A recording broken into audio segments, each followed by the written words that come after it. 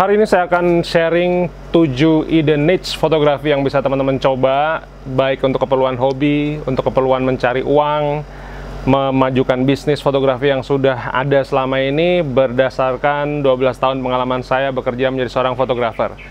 Jadi stay tune, kita akan ketemu beberapa saat lagi.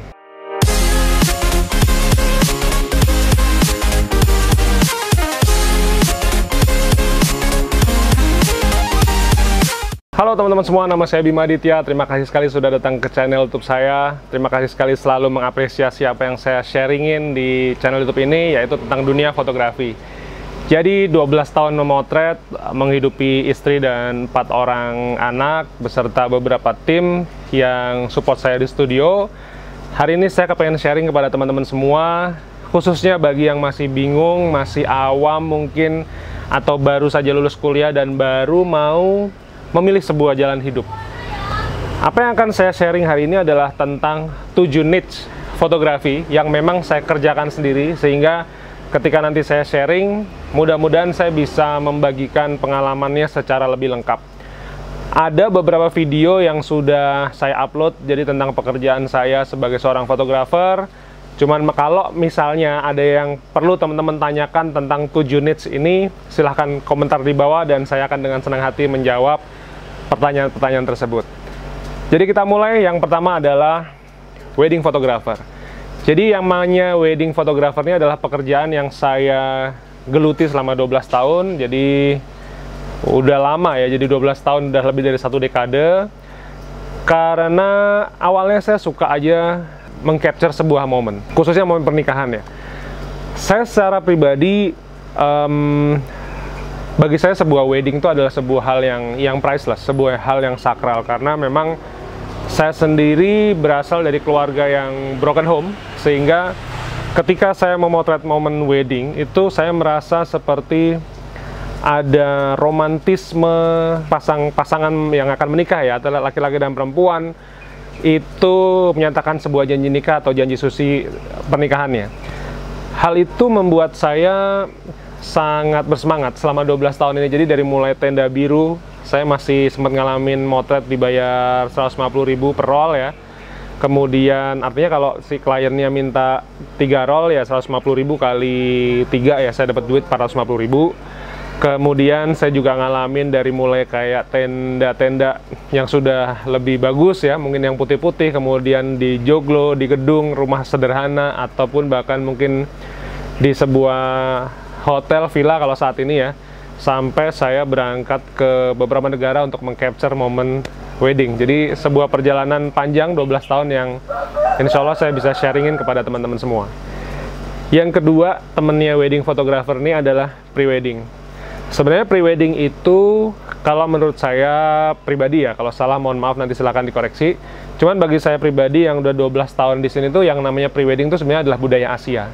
Karena ketika saya motret di Bali, itu nggak ada yang namanya pre-wedding khususnya untuk market orang-orang bule yang rambutnya benar-benar blonde ya.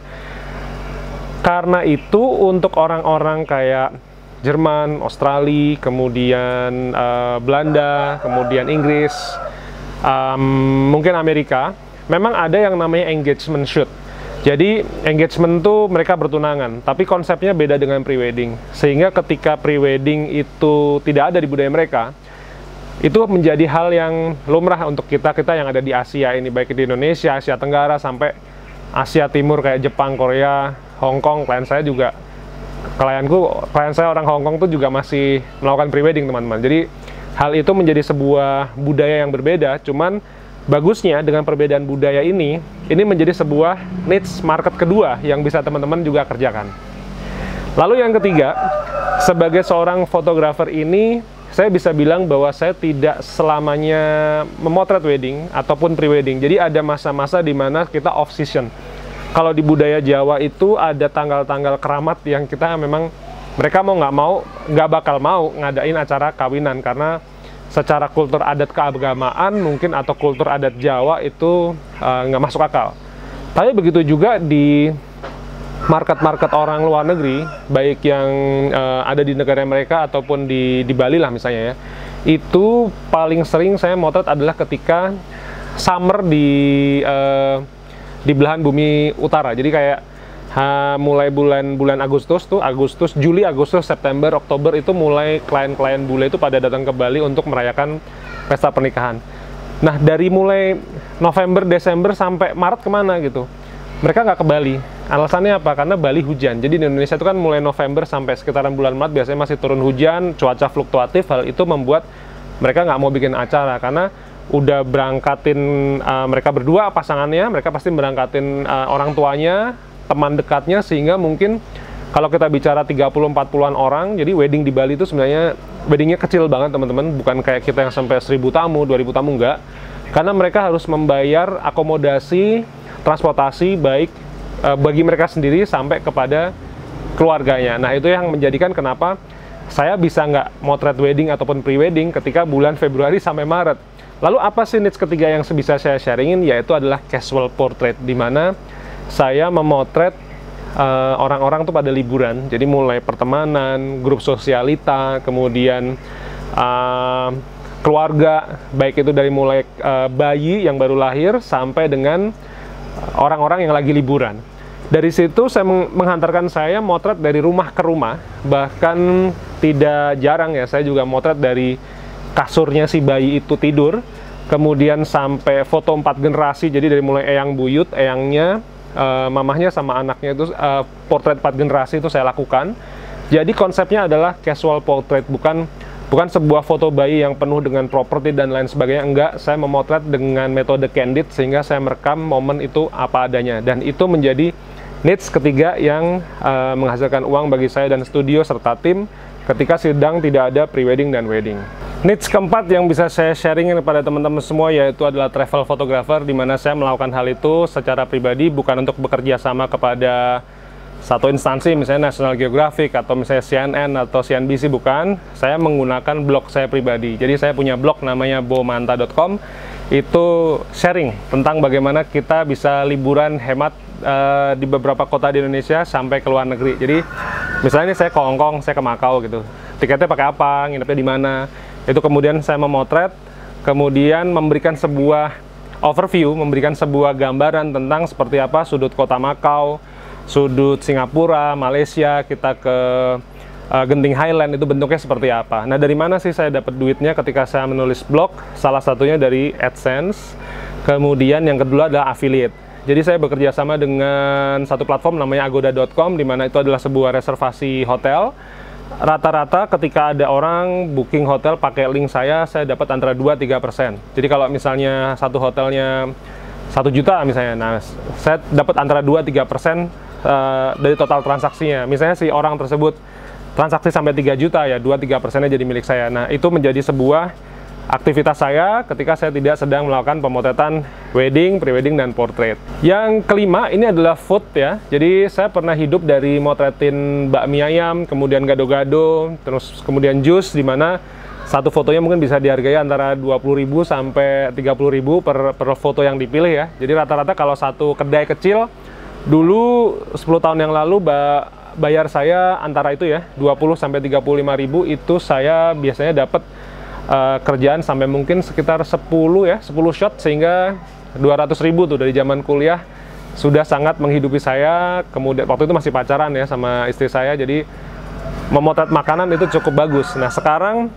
food photographer itu menjadi salah satu niche yang menarik, di mana teman-teman bisa dibayar hingga jutaan, belasan juta rupiah untuk memotret misalnya dari mulai kafe, kemudian restoran, kemudian villa, makanan-makanannya. Hal itu juga bisa dikombinasikan ketika teman-teman memotret propertinya. Lalu yang keenam, ini adalah sebuah pekerjaan di saat saya masih kuliah, yaitu adalah pemotretan buku tahunan.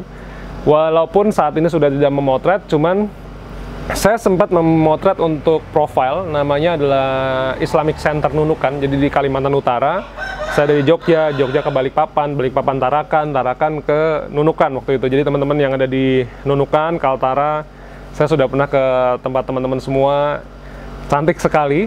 Di Nunukan itu sepi banget, jadi saya begitu pulang ke Jogja, saya mau nyebrang jalan itu takut, karena dulu di Nunukan tuh seminggu saya nyebrang jalan aja nggak usah lihat kanan kiri aja aman gitu. Nah, sekarang begitu pulang ke Jogja rame gitu. Nah, jadi profile company itu juga menarik. Dulu ada Bank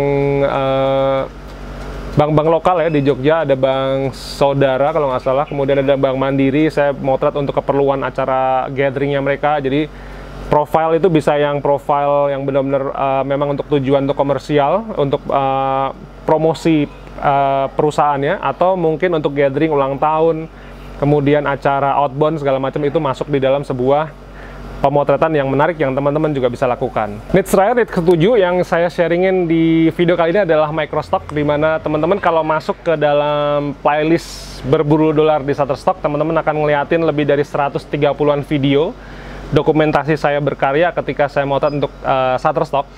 Itu step by stepnya semuanya ada. Teman-teman bisa liatin dari mulai saya motret brokoli, saya motret kemudian biji kopi di cafe saya, kemudian motret bubuk-bubuk powder untuk minuman, sampai kemudian motret sampah jalanan, kemudian kabel-kabel listrik, semuanya ada. Jadi microstock fotografi ini sebenarnya adalah bisnis yang bisa dilakukan bagi siapapun yang gemar memotret.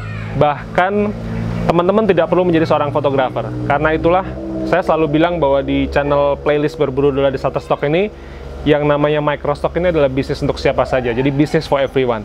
Kalau teman-teman memang hanya sekedar orang yang hobi jepret-jepret pakai handphone, berita bagusnya adalah microstock ini bisa dilakukan dengan handphone. Bahkan saya pakai handphone entry level ini itu masih sering laku foto-fotonya. Jadi sebuah investasi yang menarik dengan biaya yang sangat minim, tapi kita bisa menjadikan semua file-file foto yang dihasilkan oleh handphone, mirrorless, DSLR, apapun jenisnya.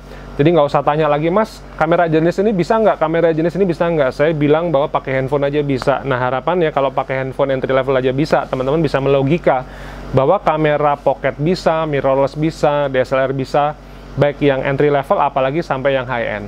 Jadi mudah-mudahan ini bisa memberikan insight kepada teman-teman, khususnya buat teman-teman mahasiswa yang barusan lulus, yang bingung mau berkarya apa, males kerja kantoran, tapi hobi motret. Nah, 7 needs ini bisa menjadi salah satu referensi untuk dijadikan jalan hidup teman-teman di masa yang akan datang. Ngomong-ngomong, sebelum saya tutup video kali ini, saya hobi sekali menulis. Jadi saya punya 19 ebook yang bisa teman-teman baca. Baik free sampelnya juga bisa dibaca. Biasanya kalau lewat Google Bookstore itu, kalau misalnya ada 100 halaman gitu ya, itu biasanya antara 20% bisa teman-teman baca gratis.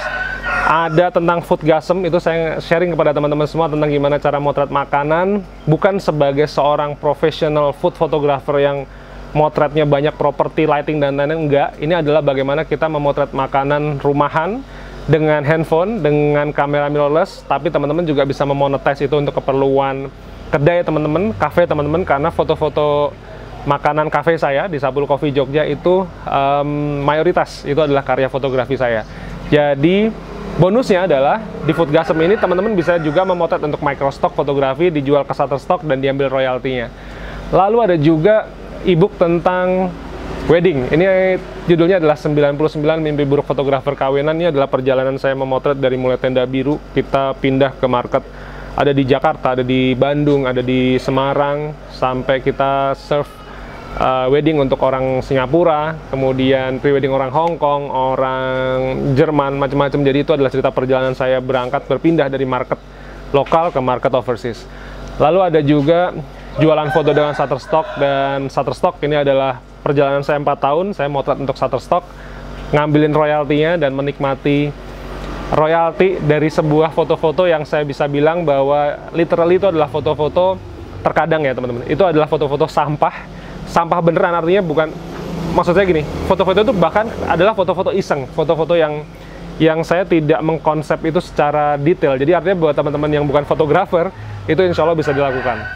Lalu yang terakhir ada Portrait from the Heart, itu adalah sebuah tulisan legacy saya buat teman-teman semua baca. Itu tentang bagaimana kita memotret portrait, casual portrait kayak tadi. Cuman yang menarik dari pekerjaan saya yang tadinya dilakukan, karena saya nggak punya kerjaan motret wedding ini membawa saya bisa memotret sambil berlibur di Bali, di Jakarta, di Hong Kong bahkan, untuk orang-orang yang memang notabene-nya adalah orang-orang kaya yang memang siap mengucurkan dana berapapun untuk memotret kegiatan mereka. Karena kayak waktu di Jakarta ini saya memotret foto 4 generasi ya. Tapi beda ketika saya lagi winter holiday di Hong Kong, itu fotonya memang foto liburan. Bayangin aja, ada orang liburan minta difoto. Artinya memang klien-klien ini adalah klien-klien yang sangat siap ngucurin duit berapapun untuk eksistensi mereka, untuk gaya hidup mereka didokumentasikan, padahal mereka sedang berlibur. Jadi itu ada di buku Portrait from the Heart, teman-teman bisa klik e-booknya di bawah. Jangan lewatin, kalau lewat Google Bookstore juga selalu ada diskon, Google selalu kasih diskon. Kalau lewat website saya juga selalu ada voucher code, silahkan dipakai untuk bisa memudahkan teman-teman semua dalam mengakses buku tersebut. So, jadi itu video kali ini. Teman-teman yang baru pertama kali datang, terima kasih sekali sudah mengapresiasi, sudah nonton saya sampai akhir. Subscribe, nyalain loncengnya, karena saya akan share tentang dunia fotografi setiap hari jam 5 pagi. Saya Bima Aditya, kita ketemu di video berikutnya.